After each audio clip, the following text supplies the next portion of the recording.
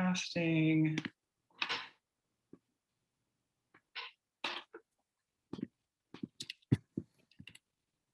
Okay.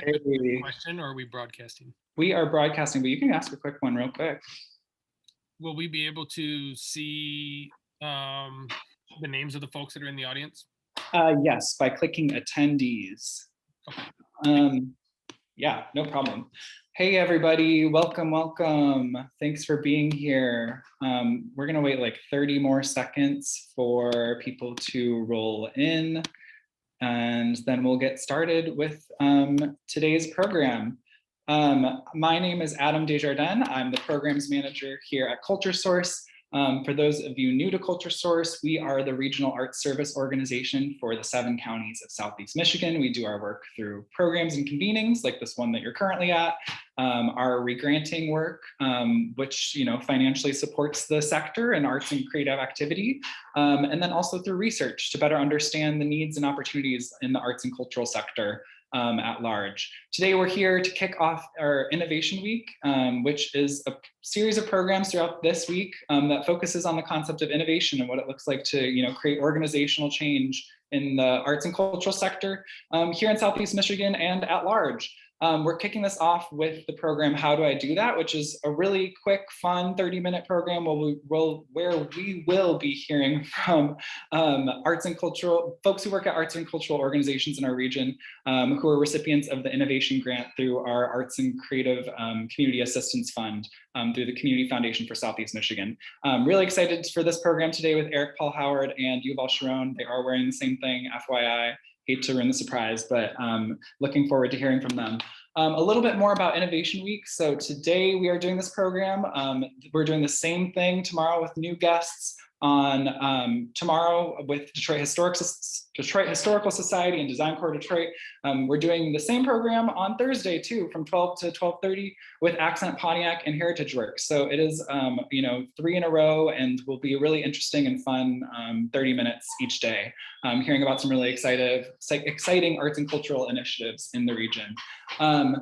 Another facet of Innovation Week is that we have some asynchronous content that we'll be having with 3 40-minute on-demand programs, all on organizational change via EMC Arts. They are a leadership training cohort and actually did some really amazing work with first-time CEOs of arts and cultural organizations in our region, which was an in-person program that we facilitated and ran with them in 2019. And so they'll be sharing some really great on-demand programs about innovation and organizational change. On Friday, we will have office hours with the AEI Lab. Join us for this. It's drop in and really just kind of hearing what these really awesome researchers are up to at the Arts Entrepreneurship and Innovation Lab down at Indiana University. This will be basically just CultureSource staff and anybody who wants to join in asking questions and chatting with the AEI Lab folks, who are really great. They are a research partner of the National Endowment for the Arts too.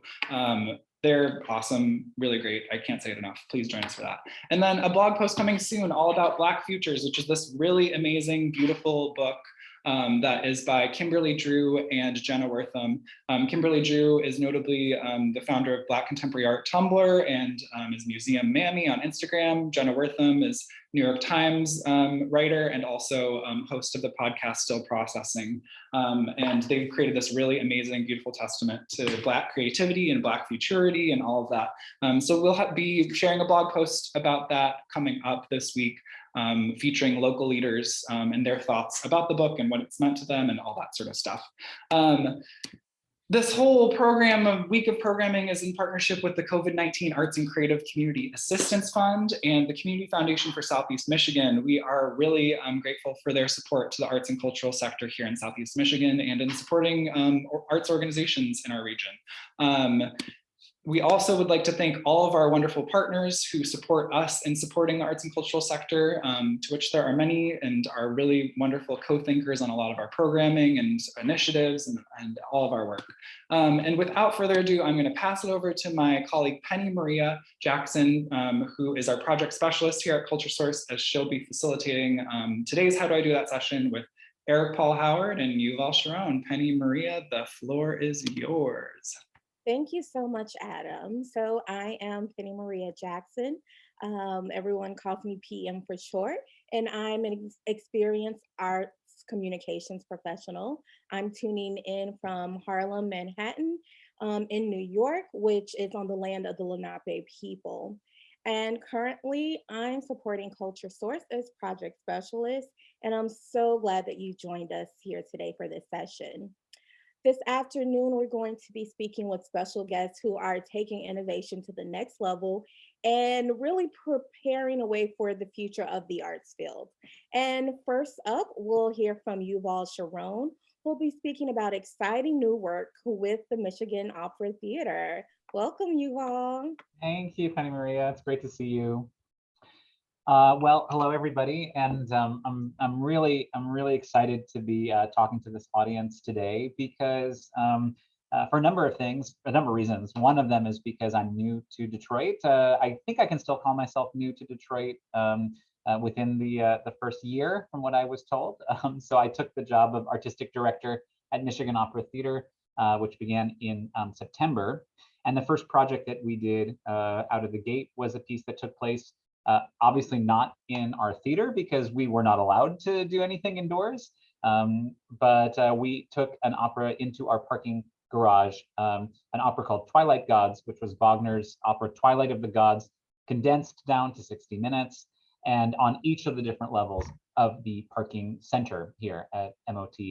And this was, I think, a really strong way to indicate to our audience that creativity isn't going anywhere. It just needs to adapt to the circumstances, which it has always been doing, you know? And I think that's one of the things that people look to art to do and to culture to do, which is to inspire us to think about new ways of viewing the world and new ways of thinking.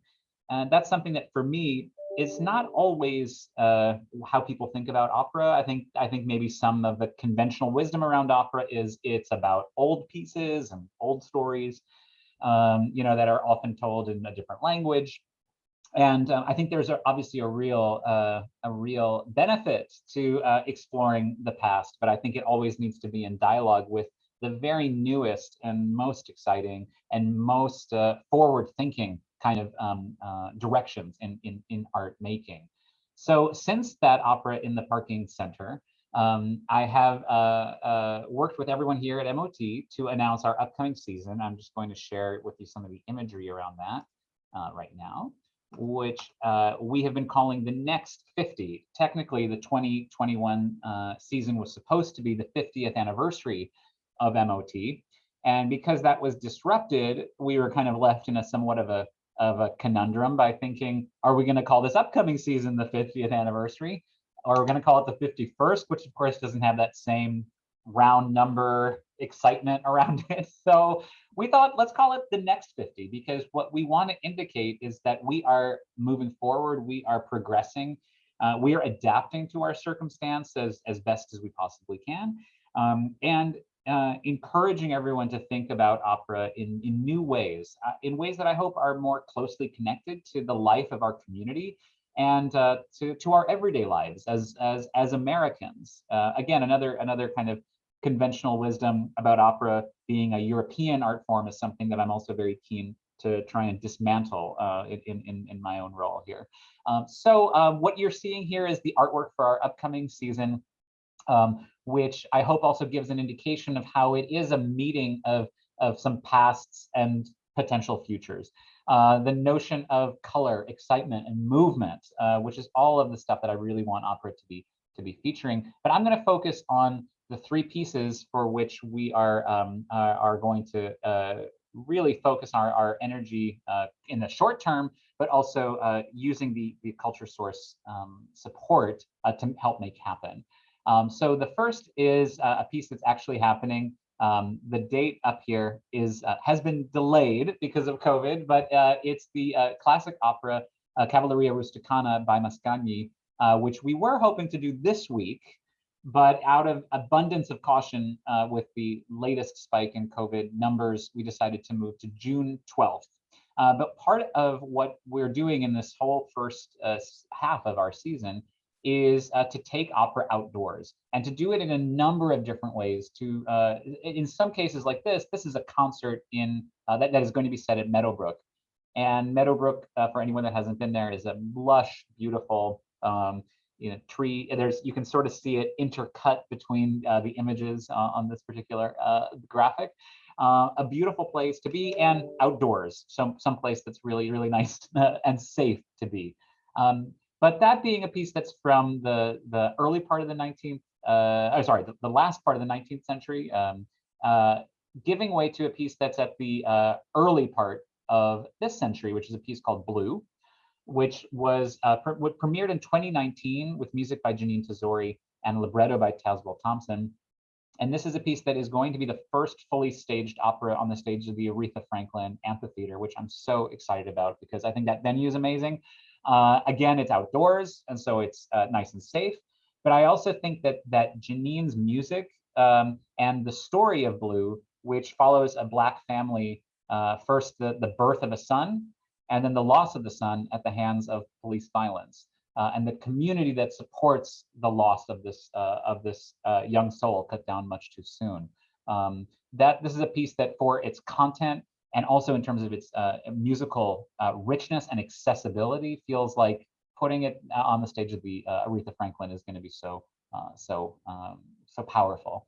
And then finally, before the end of this calendar year, and while the weather is still hopefully cooperating with us, is a piece called Bliss. The date and location are still TBD, but the notion of what this piece is about is pretty fixed. It is the last 3 minutes or so, not quite last, but almost last 3 minutes of Marriage of Figaro by Mozart, which is going to be performed live on repeat for 12 hours. The same cast, the same instrumentalists, singing and playing for 12 hours with an audience that rotates over the course of that period. And that particular part of the opera is a moment in which one of the characters is asking forgiveness of his wife. And the idea that we are entering into a space of that kind of forgiveness and that space of grace that the Countess shows to the Count, the notion that that will be part of our return to live performance is something that I think is just going to be so incredibly moving. Of course, a huge challenge for our singers, but I think it's going to be a transformative experience for everyone involved.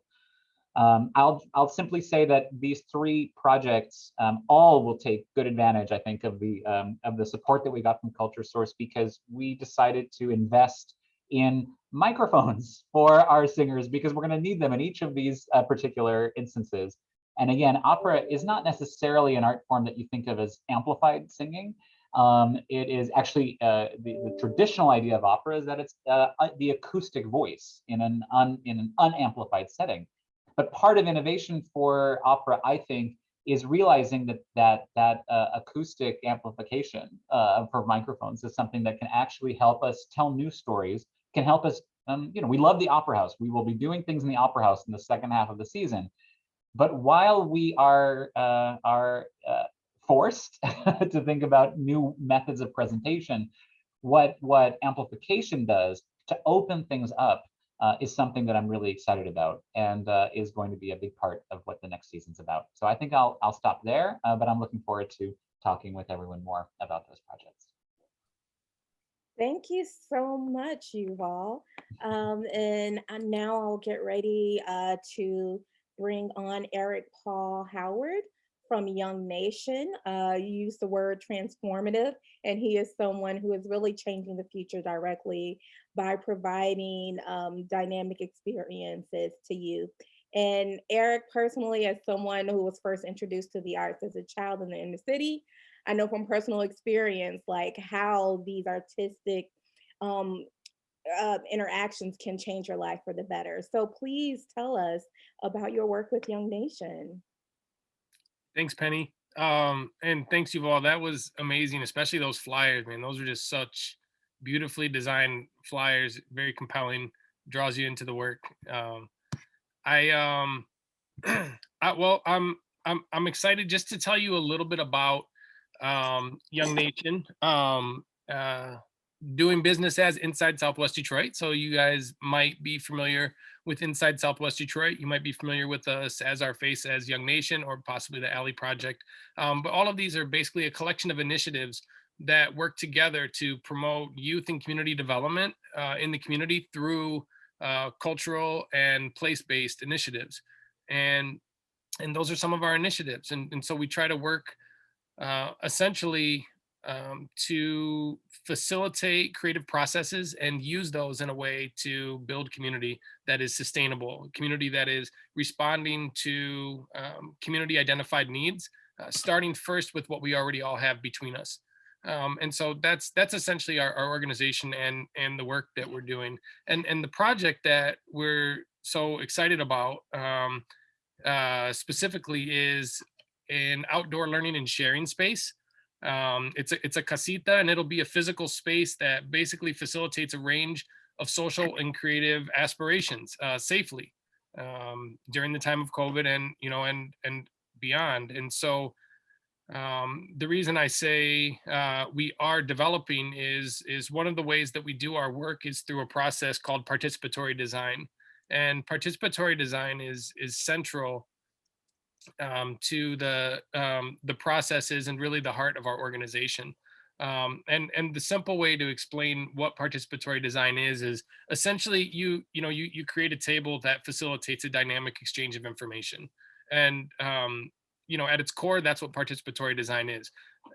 When we talk about design, a lot of times maybe we're thinking or talking about spaces, but even beyond our places, we want to design our programs that way.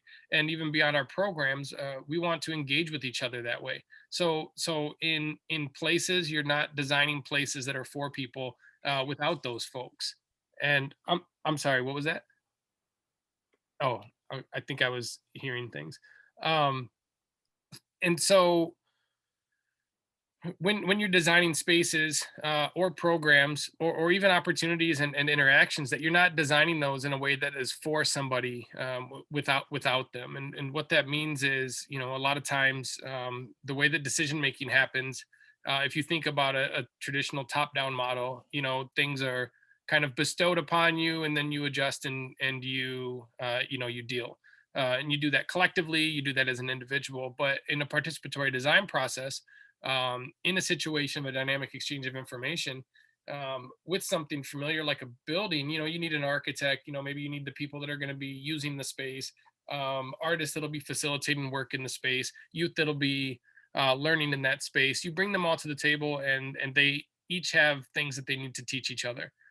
Those things are not token, those things are essential to creating a place that all of them can use, that can be designed in that way. And so um, community residents have an opportunity and a responsibility to inform designers. So think like an architect about verbs, not nouns, right? Like we would like a table, we would like a kitchen. Like those are nouns, those are things.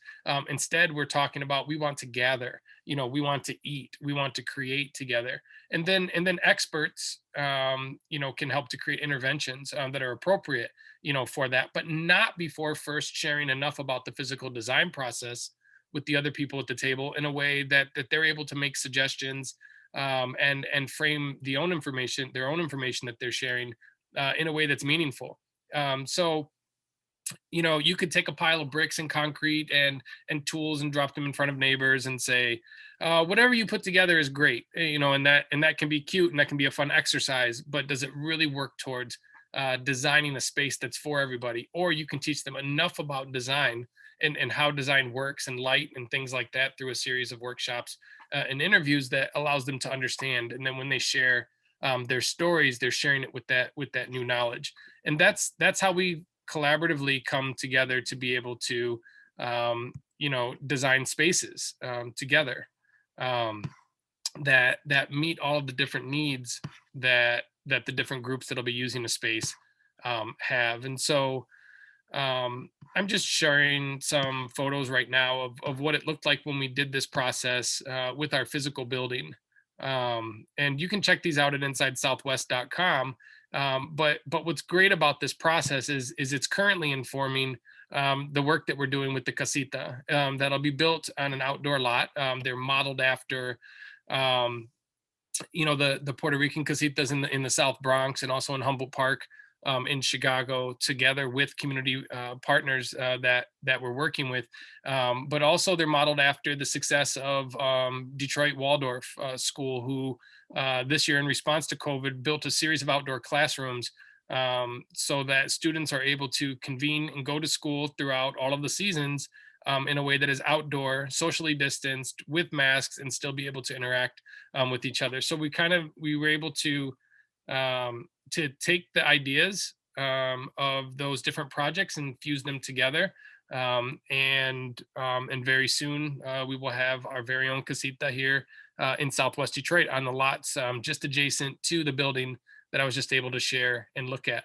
I am now a little tired of my own voice. I had a lot of things that I wanted to say in a short amount of time. I think I squeezed them all in. I'm still able to breathe, and so I think I'll stop before I go on to the next tangent, which will maybe take us past the end time of our meeting. But I see a lot of exciting people that are here watching that I would love to hear questions from and talk to. So thank you for the introduction, and that is it. Yes, thank you so much, Eric. No, that's right on time. We're ready to shift into the Q&A portion. We have one question already, and I'll go ahead and read that to you both. As you've worked to innovate what you present and how you present it, especially in the upcoming season, what hasn't worked out as planned, and what do you think the field can learn from your experiences?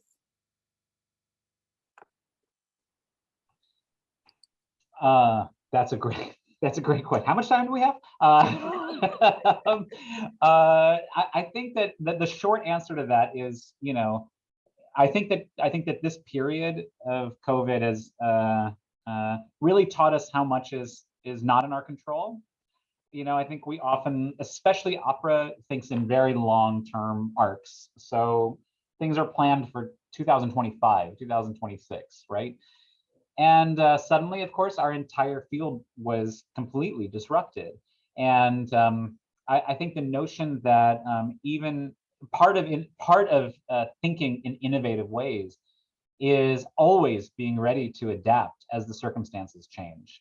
And I think that embracing that, I think, goes beyond just innovation. I think it goes into a real kind of life philosophy that is going to help us get through the roller coaster of what it means to be alive. So I think that that's something that art can really model, and that's why it was so important for us at MOT to not just wait until we knew we had the all clear, to come back into the theater and do everything the way that everyone was familiar with. We had to realize that we had to seize the opportunity to say, this is a chance to still show how opera is possible. Opera, which seems like the art form that seems the least adaptable, can adapt. We just need to change our perspective. And so I think that that's something that I would impart to other people listening on this call is realizing that adaptation is a huge part of what it means to not just innovate, but also to thrive.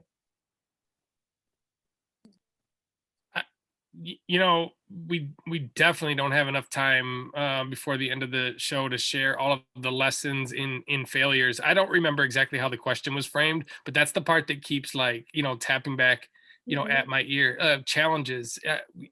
We operate from the understanding and knowing that as individuals, and by individuals I mean individual as people, but even as singular organizations, that we're not in control, right? Like those are things that we kind of already all knew that before COVID anyway. What COVID is doing is this constant reminder that I don't even know that we really need about how out of control things are. And so the consistent reminder. Have you ever had somebody tell you something that you already know? And at first it's great because it's just a reason to be able to talk. But then it's all that is presented. And like, yeah, I know that. And COVID is the constant reminder, like, you control nothing. Like, yeah, I know. Like, I learned that already. Like, go easy on me. No, nothing.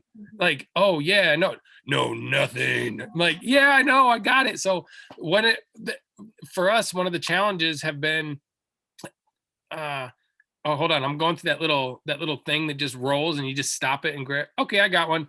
Lumber prices. I mean, like they were already up like a little bit, and we're like, oh, okay, like we'll wait that out because that's what it says. And then they go up a little more, and like, we'll wait that out. And they're like, you're gonna be waiting this out for 11 years. So we're like, okay, so we'll buy it. So we go to buy it. The morning we go to buy it, they jump 7 and 8-fold.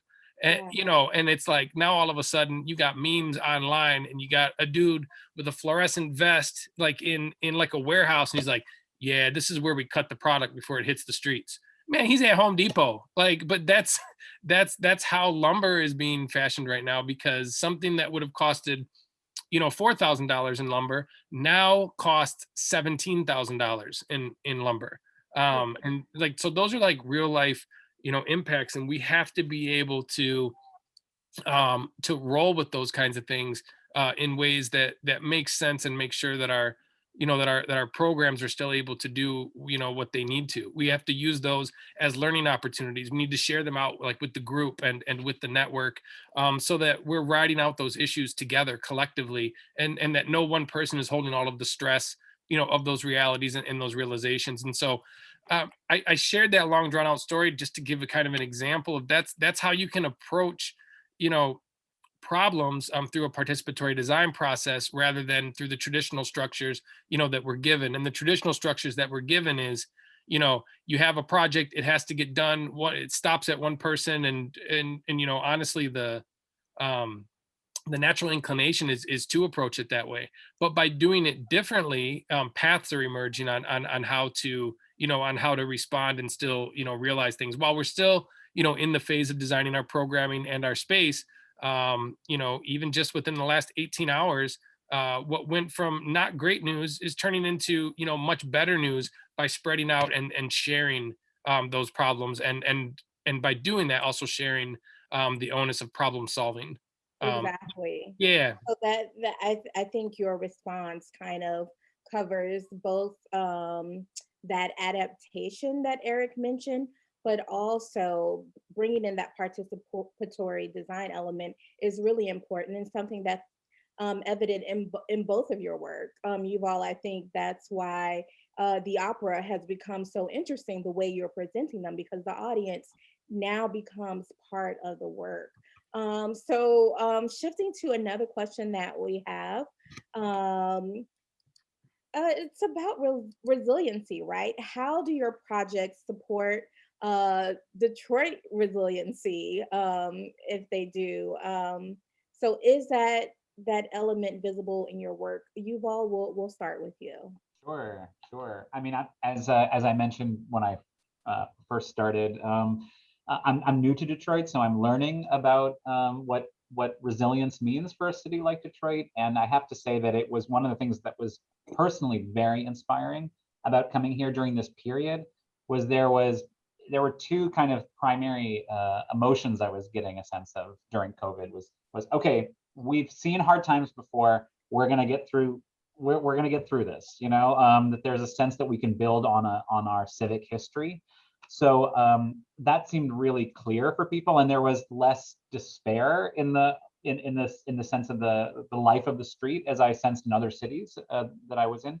So that was something that was very inspiring for me. That this notion that we're not going to let these challenges. We've seen challenges before, we've overcome them, and we will overcome this one.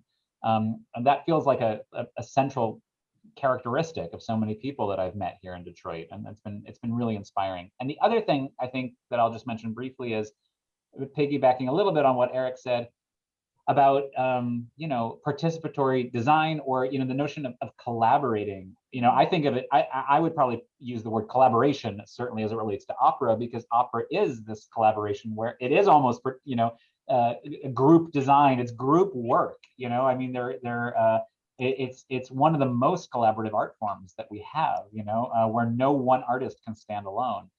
And I love that about opera, and I would love for that image of opera to be something that inspires this community. And certainly, as I'm thinking about our upcoming season, each and every one of the 6 projects that we're doing is a collaboration. Some of them haven't been announced yet, and are very exciting, but I'm also looking to collaborate with local institutions to help make connections between the art that's happening on stage and the way that we live our lives in the city. So that is really, really a key motivator for me personally, and something that I felt was so embraced with people here in Detroit. So it's really exciting to think about what's ahead. Wonderful. Yeah, collaboration definitely can be game changing and lead to that innovation that we're talking about this week. So, Erik, in 1 minute, we're about to wrap up. Do you have anything else you'd like to add to that, to the I resiliency aspect? just that I think sometimes in a strange way that I won't take the time to explain, I think resiliency can be a touchy topic because Mhm. we can both be, celebrated and resented for our resiliency, depending on whose resiliency you're talking about and how it presents. Um, I I won't dissect the complexities of that. I think often in Detroit, especially in the communities, the resiliency is a cause of some resentment. So it becomes a strange thing. And what I'll say that I really appreciate about what you've all just said is the connection between resiliency and participatory process. What he was calling collaboration, what he was calling, owning an art form, not owning, but like participating in an art form that a single individual artist, can't really succeed in. And so I really think that the key to our resilience, I think the way that we're flexing it in this moment and leveraging it to build community has a lot to do with the work that we're doing collaboratively and participatorily, creating tables where there's dynamic exchange of information, but also sharing the weight, between the shoulders that are at the table, because community needs, and community solutions are intrinsically linked. Yeah. And I've been very fortunate to see how people carry those loads together, over the last 14 months. Yes, yes. Community is everything, and without it, we're kind of stunted. So thank you for bringing up that point, Erik. As we prepare to close out today, I'd just like to quickly announce that these grants were through the Community Foundation for Southeast Michigan and the ACCA Fund. Thank you so much, Yuval and Erik.